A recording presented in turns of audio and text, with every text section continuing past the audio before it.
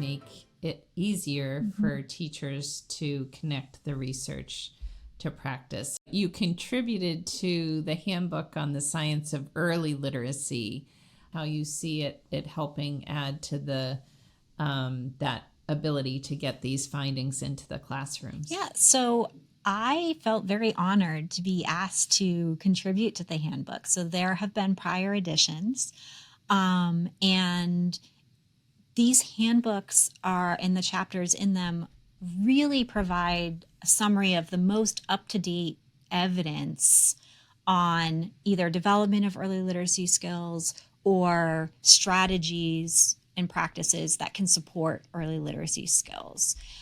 So they're addressing critical issues in the field. They're written for a broader audience than just researchers, and that was something that the editors made very clear to us. So essentially, I think it's a way of making some of these research findings more accessible to practitioners, to teachers and others. And that's really important because access to research is definitely one of the potential barriers to be able to, for teachers to be able to use that in their practice. So the current handbook, or this most recent edition, has chapters on all kinds of different aspects of supporting early literacy. So I wrote one on the science of alphabet instruction.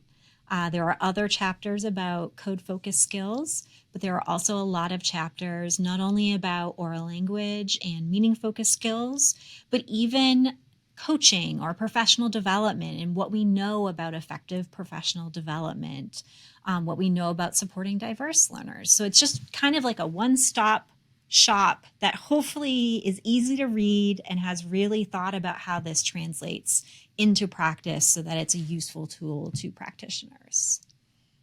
Yes, I know I have editions of these handbooks behind me as well. And I love the reminder that access to research can often be a barrier if teachers aren't subscribing to journals. So this book is more accessible.